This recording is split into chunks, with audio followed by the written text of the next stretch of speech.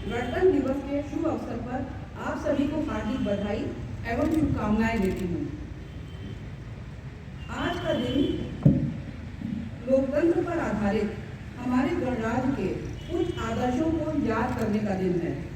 गणतंत्र दिवस हमें स्वतंत्रता, समानता तथा बंधुत्व के आदर्शों के प्रति अपनी आस्था को दृढ़ करने का अवसर देता है और सबसे बढ़कर हमें भारतीय होने का गौरव भी देता है। स्वाधीनता संग्राम के दौरान कांग्रेस के लाहौर अधिवेशन में 1929 में पूर्ण स्वराज का संकल्प पारित हुआ और 26 जनवरी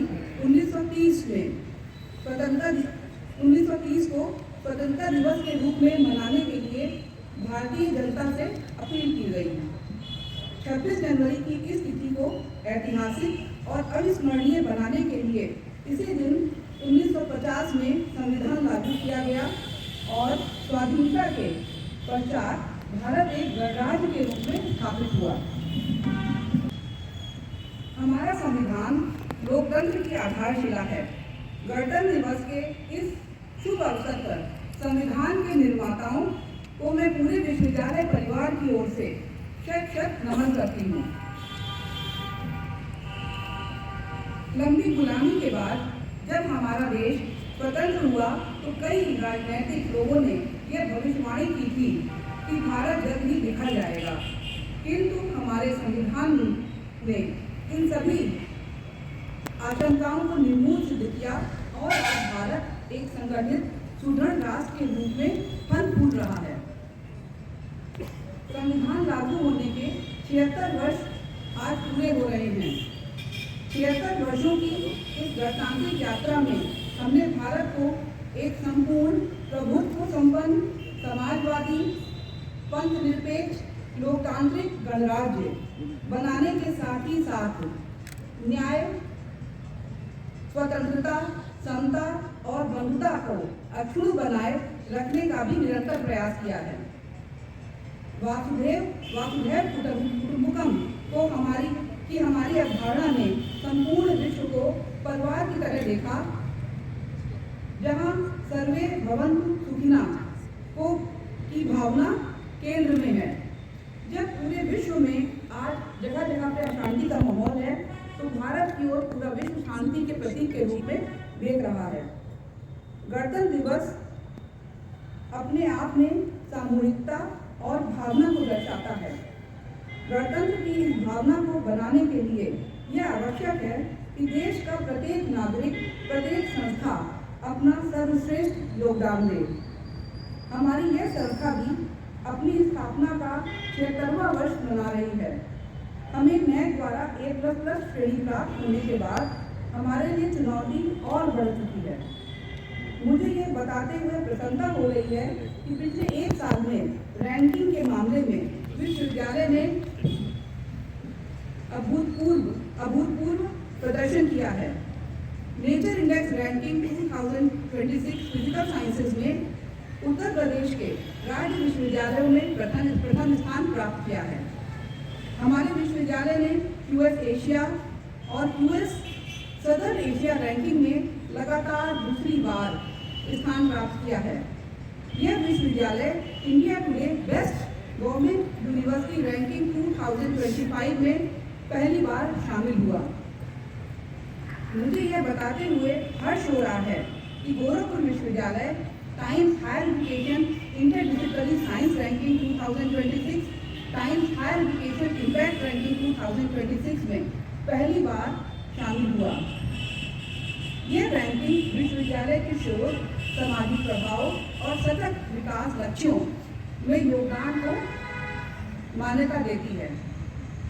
विश्वविद्यालय में शोध और नवाचार निरंतर जारी है। इस विश्वविद्यालय में पहली बार ऑनलाइन डिस्टेंस एजुकेशन के माध्यम से 5 कार्यक्रमों का प्रारंभ किया गया, जिसमें देश के 20 राज्यों से लगभग 400 से अधिक विद्यार्थियों ने प्रवेश किया है। मुझे ये बताते हुए हर्ष हो रहा है कि हमें 6 और अन्य कार्यक्रमों के लिए भी UGC से ऑनलाइन डिस्टेंस लर्निंग के लिए मान्यता मिल गई है और यह संख्या हमारे लिए उत्साहवर्धक है। शोध राशि आवंटित की है। साथ ही विश्वविद्यालय के शिक्षकों को पेटेंट कराने में हम निरंतर सहयोग कर रहे हैं, जिससे हमारे पेटेंट की संख्या बढ़ रही है। वर्ष 24-25 में 64 पेटेंट दाखिल हुए, जिनमें 57 हुए हैं। और ये भी बताते हुए हर्ष हो रहा है कि 8 पेटेंट ऐसे हैं जो कि प्रोडक्ट की ओर जा रहे हैं। हम लोग इंडस्ट्री से बात कर रहे हैं, उनको इंडस्ट्री के साथ मान्यता देने के लिए। इस वर्ष शोध में 884 नए विद्यार्थियों का प्रवेश हुआ। इसके साथ ही 45 अंतर्राष्ट्रीय विद्यार्थियों ने शोध में प्रवेश लिया।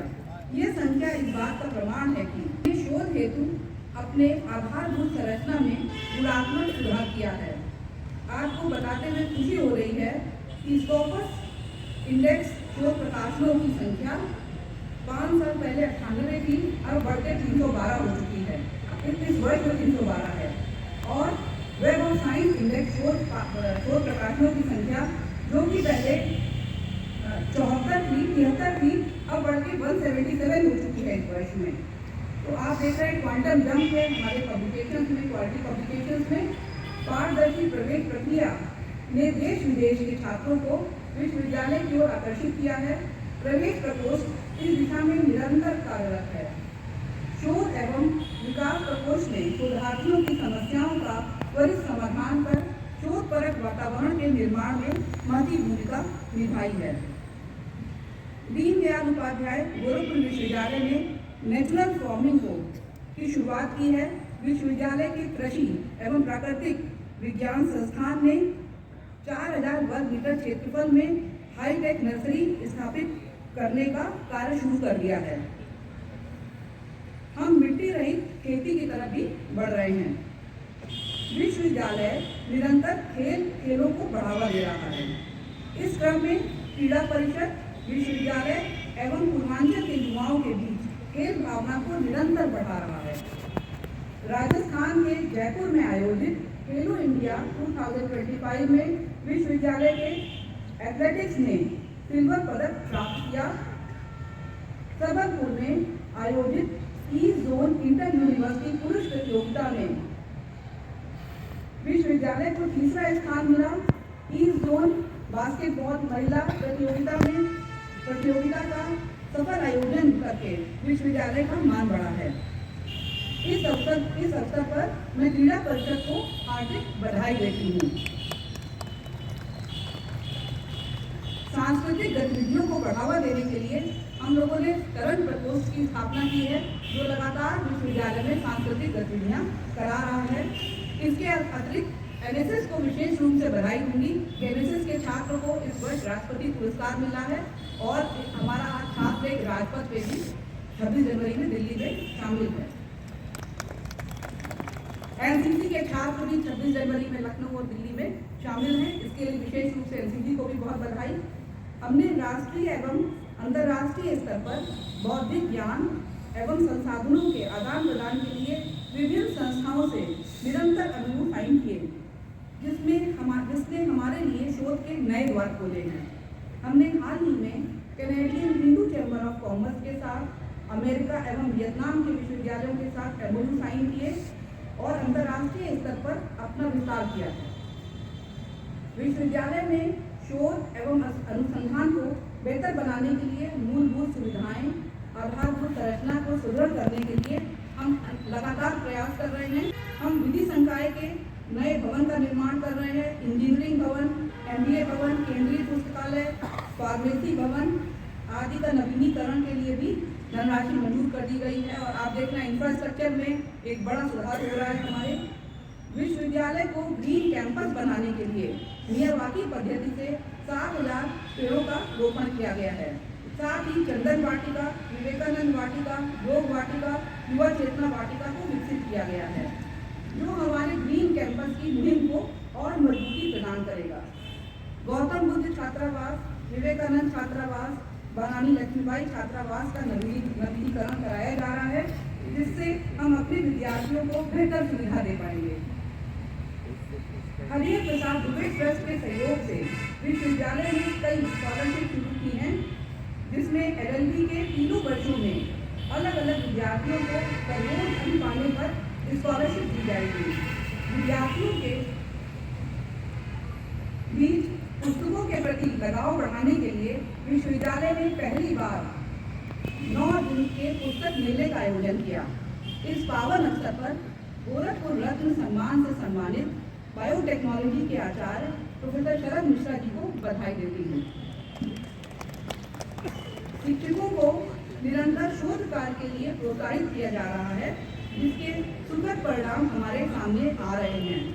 चाहे स्कॉपर्स इंडेक्स में पब्लिकेशन की बात करें, पॉलिटिकल साइंस डिपार्टमेंट का प्रोफेसर गोपाल प्रसाद का मैं नाम लेना चाहूँगी, जो लगातार प्रकाशित कर रहे हैं। आपके geography department, psychology department, home science department, क्योंकि पहले लोग कहते थे कि ह्यूमैनिटीज में पब्लिकेशन स्कॉपर्स इंडेक्स जर्नल में नहीं होते। इवन कॉमर्स फैकल्टी से भी हमारे पब्लिकेशन स्कॉपर्स इंडेक्स जर्नल में लगातार आ रहे हैं। इसके लिए मैं उन शिक्षकों को बधाई देती हूँ जो ये कार्य कर रहे हैं, और उन शोध छात्रों को भी।